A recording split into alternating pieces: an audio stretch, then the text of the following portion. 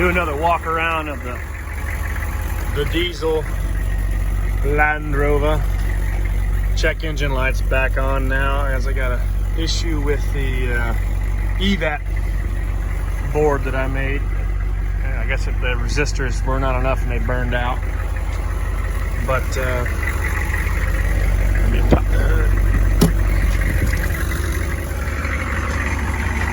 got my Terra Firma rear heavy duty springs in the front.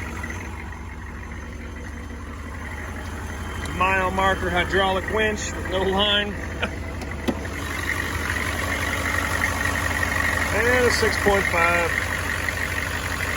turbo diesel. Running a Mercedes fan and a few other goodies. Got my let's go for a little ride.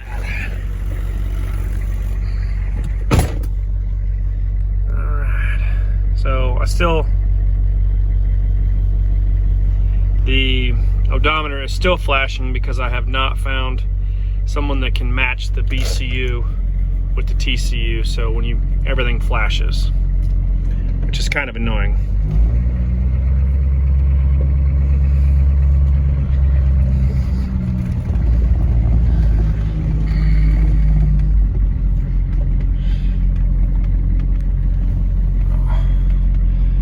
Forgive me, my driveway is a bit rocky. I got my oil pressure, I've got my boost, I've got my pyrometer and my trans temperature.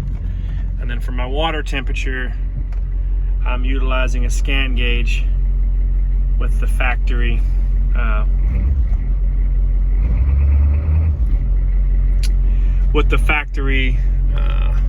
coolant temperature sensor. This is for my ham radio.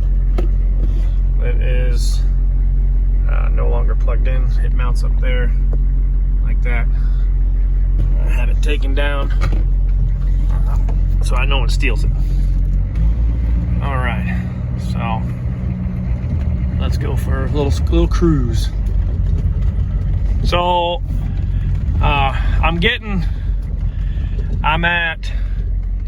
you can see where I'm at, and I've got 245 miles to this tank. It's a 20-gallon tank, so the more I drive it, the better it gets. I think it's just because the engine's breaking in. When I first started driving it, I had a horrible fuel leak, and I was only getting like 16, 17 miles per gallon. And now that I've been driving it and I've solved my fuel leak, which I still need to get, I got some injectors. I had original Bosch injectors, but they'd sat for many years. I started building this engine when I was in the Marine Corps back in 2005. So the injectors that I had were genuine Bosch injectors, but they'd been sitting out of the package since 05. Which is not a good thing.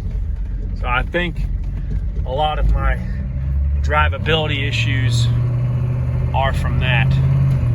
But it shifts, it bangs a little bit, but I'm working on that. It shifts nice and firm.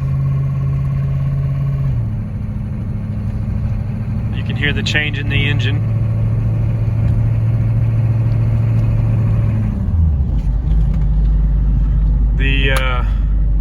The one thing that I do not like is when it downshifts, and I've got to figure that out. And it bangs real hard when it downshifts. Somebody told me that it might just be because I'm low on my fluid, but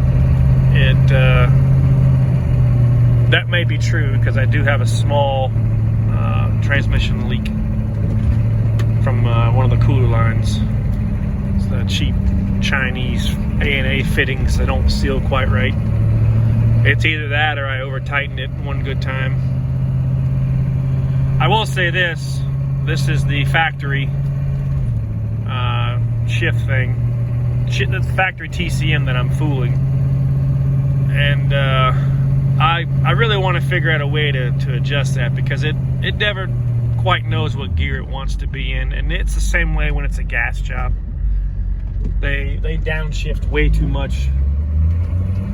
But let's see here. We'll do a boost.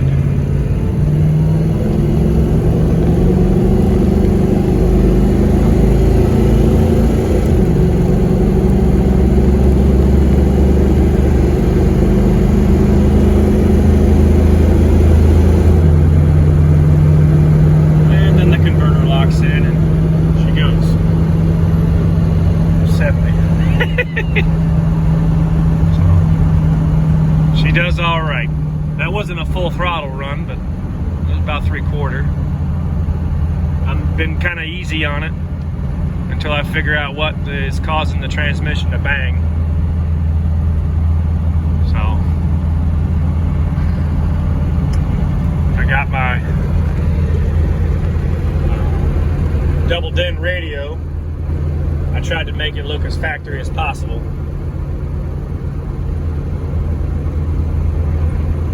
Got a few more things I want to integrate into this. I built that because I was building my own radio, which I'm still working on.